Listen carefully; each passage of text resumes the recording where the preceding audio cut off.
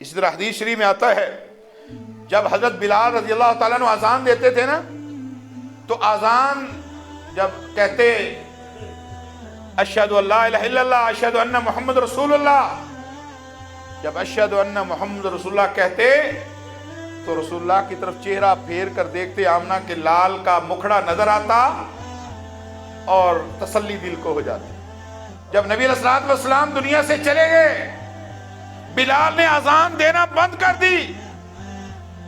صحابہ نے کہا بلال اذان دو، کہا پہلے اذان میں جب محمد صلی اللہ علیہ وسلم کے الفاظ آتے تھے رسول اللہ کو دیکھتا تھا، اب میں کسے دیکھوں گا، اب میرے اندر یہ طاقت اور جرت نہیں ہے، اذان دینا بند کر دی اور مدینہ چھوڑ کے بلاد شام چلے گئے۔ اور جب شام فتح ہوا، بیت المقدس فتح ہوا، امیر عمر کے ہاتھ میں چابیاں دی گئیں، وہاں بلال رہتے تھے، حضرت عمر نے ان کو بلایا اور بلا کر کہا بلال وہی اذان دو جو مدینہ میں رسول اللہ صلی اللہ علیہ وسلم کی زندگی میں اذان دیا کرتے تھے۔ اب بلال حکم امیر تھا، ٹال نہ سکے اور وہ اذان دی۔ یہ ایک اذان ہے جو رسول اللہ صلی اللہ علیہ وسلم کی وفات کے بعد انہوں نے دی۔ پھر دوسری اذان کب دی؟ خواب میں رسول اللہ صلی اللہ علیہ وسلم کا دیدار ہوا، اور جب دیدار ہوا تو آپ نے فرمایا کیا سرد مہری ہے، اے بلال تو ہمیں ملنے ہی نہیں آتا؟ آنکھ کھل گئی، آنکھ کھلی، صحابی رسول ہے، تعبیر یہ کی کہ مجھے رسول اللہ صلی اللہ علیہ وسلم کے روضے پر جانا چاہیے، مجھے جا کر قبر رسول کی زیارت کرنی چاہیے۔ وہاں سے بیوی کو کہا میرا سامان تیار کرو، میں نے ابھی جانا ہے۔ کہا صبح ہو لے، دن ہو لے، اندھیرا ہے، کہا نہیں میں نے ابھی جانا ہے۔ یہ ہے محبت رسول۔ مدینہ میں پہنچے، کہاں شام کہاں مدینہ، لمبا سفر کر کے وہاں پہنچے۔ صحابہ نے کہا بلال اذان ہی سنا دو، کہنے لگے نہیں میں اذان نہیں کہہ سکتا۔ حضرت حسنین کریمین نبی صلی اللہ علیہ وسلم کے نواسے آ گئے، اور حجر اسود کو میرے رسول نے ایک دفعہ چوما، مسلمان قیامت تک چومیں گے۔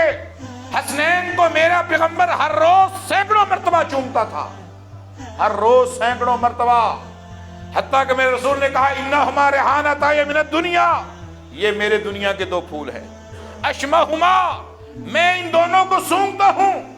امیر معاویہ سے ایک روایت ہے، کہتے رأیت رسول اللہ صلی اللہ علیہ وسلم، میں نے نبی علیہ السلام کو دیکھا کہ آپ صلی اللہ علیہ وسلم یمس لسانہ او شفتیہ یعنی الحسن والحسین، میں نے اپنی آنکھوں سے دیکھا پیغمبر اسلام حسن و حسین کی زبان اور ہونٹوں کو چوسا کرتے تھے۔